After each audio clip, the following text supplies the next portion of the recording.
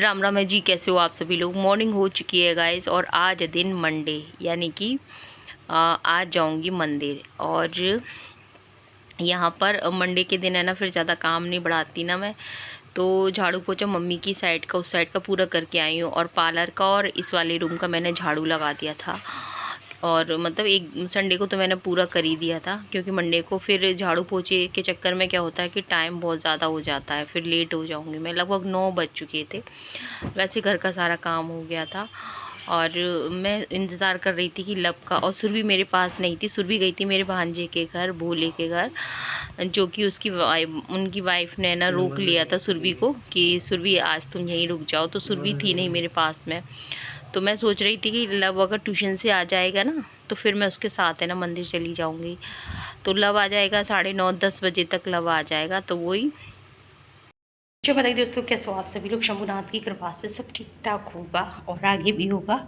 तो गाइस मंदिर जाने की तैयारी कर रही हूँ। पानी वानी तो मैंने पहले भर दिया था। तो यहाँ पे गाइज मैंने ना नाइट में दूध रख दिया था, फ्रिज में रख दिया था, तो वो तो जम गया था। फ्रीजर में रख दिया था, और दही भी रख दिया था अभिषेक के लिए।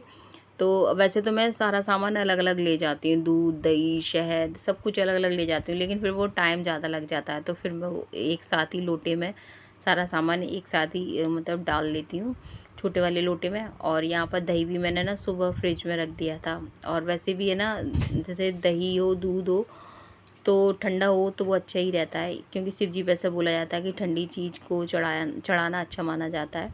और यहाँ पे गाइस मैं बताऊँ कि मेरे पास बूरा नहीं था। मैंने एक वीडियो में देखा कि उन्होंने बोला कि आप है ना बूरा चढ़ाया कीजिए शक्कर की जगह। तो मेरे पास शक्कर थी, तो मैंने थोड़ी सी शक्कर डाल दी थी। लेकिन मैंने सोचा कि आगे से मैं ना पूरा चढ़ाया करूँगी। तो यहाँ पे गाइस मैं बताऊँ, लब ट्यूशन से आ चुका था और मैं लब से कह रही थी लब तू मेरे साथ चलेगा। तो वो मना कराता रहे, माँ बहुत गर्मी हो रही, मैं थक गया हूँ। लेकिन फिर उसके पापा ने बोला तो वो तैयार हो गया था। और इधर है ना, मैं वही दिखा रही थी कि ये जो बेलपत का पेड़ है ना, पापा जी ने लगाया था। और गाइस मैं बताऊँ कि अब वो काफ़ी बड़ा हो गया है और इतने बढ़िया सुंदर सुंदर है ना बेलपत के एकदम फ्रेश पत्ते आए हैं। जो पुराने पत्ते थे जो खिल से गए थे ना, ख़राब हो जाते हैं, वो सब झड़ गए थे। अब सारे पत्ते फ्रेश है। छोटे से छोटा है ना मतलब बेलपत्र का मतलब पत्ता है जो भी ये देखिए। तो वो मैंने एक ही तोड़ा था बेलपत्र, तो मैंने कहा एक ही चढ़ाऊँगी। बस मेरे को बस ये रहता है कि पूजा करो, ज़्यादा है ना आप दिमाग मत लगाओ कि ये करना है कि वो करना है। बस है ना, भगवान सच्चे मन से आप अगर पूजा करते हो भगवान की, तो भगवान सब स्वीकार करते हैं।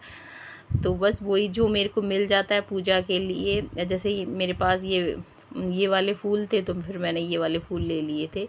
और नहीं होते हैं तो नहीं, कोई दिक्कत नहीं। पूजा की मेरी थाली तैयार हो गई थी और मैं बाल्टी में ले जाती हूँ अब पानी।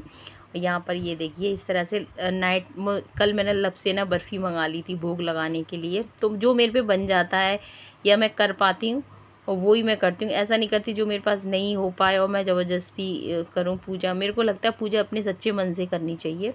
भगवान आपकी सारी पूजा स्वीकार करते हैं। आपके पास जो कुछ भी हो, ज़्यादा है ना, कहते हैं ना कि ज़्यादा आप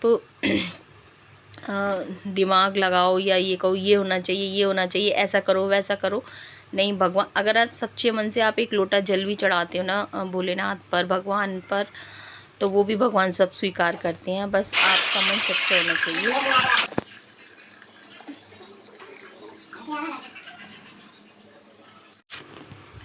तो आपका मन सच्चा होना चाहिए। अगर आपके मन में कितना भी गंदगी भर रही है और फिर आप पूजा पाठ कर रहे हैं, तो वो वहाँ पे आपकी स्वीकार नहीं होगी। यहाँ पर लब के पापा माचिस का पूरा पैकेट लेकर आए थे, तो फिर मैं एक माचिस लेकर आई थी। मैंने कहा मंदिर में रख के जाती हूँ। तो जैसे कि मैंने बोला ना, अगर मैं कर पाती हूँ जितना मैं कर लेती हूँ, नहीं होता है तो कोई दिक्कत नहीं है।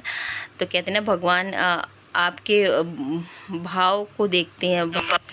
और अभी है ना जो लौन का महीना चल रहा है ना, वो काफ़ी अच्छा माना जाता है। और लौन के महीने में जितनी पूजा पाठ आप कर पाओ अच्छी बात है, वो आपके काम ही आनी है।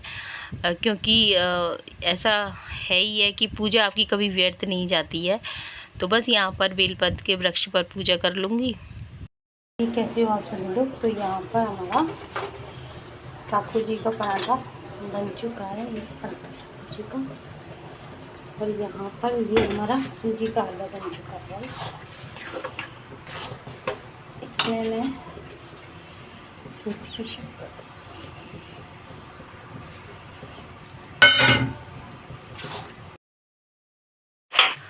और इसके बाद गाइज मैं बताऊं कि मंदिर से आके है ना आटा वाटा सब्जी वब्जी पहले ही बना के गई थी मैं, नहा के मतलब नहा ली थी, उसके बाद सब्जी बना दी थी, आटा लगा के रख दिया था, उसके बाद मैं मंदिर चली गई थी। मैंने कहा और सूजी है ना फिर आके मैंने भून ली थी और उसके बाद हलवा बना दिया था। कहने का मतलब ये, फिर यहाँ पे ठाकुर जी के लिए एक शक्कर का पराठा बना दिया था। और आज मम्मी मेरे से 2 बार बोल चुकी सुबह से कि आज है ना दशहरा होता, आज दशहरा होता, लेकिन आज दशहरा नहीं है। तो फिर मैंने सोचा कि चलो ठाकुर जी का भोग में ना सूजी का हलवा बनाते हैं। और सूजी का हलवा हमारे घर में सबको पसंद है, मम्मी को भी बहुत पसंद है, तो बीच बीच में मैं बनाती रहती हूँ। मम्मी को बहुत पसंद है सूजी का हलवा। तो इस तरह से ना यहाँ पे दही और सूजी का हलवा और एक शक्कर का पराठा, इस तरह से ठाकुर जी का भोग लगा देंगे।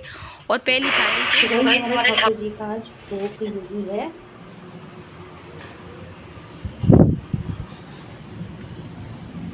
और यहाँ पे बस थाली है ना मैंने लगा दी थी मम्मी के लिए, और मम्मी बोल रही थी अभी तू रख दे। और इधर है ना सूजी का हलवा है, बूंदी का रायता है और बैगन आलू की सब्ज़ी, पराठे। तो चलिए गाइस आप भी खाना खा लीजिए और मिलेंगे आपसे फिर कल के व्लॉग में।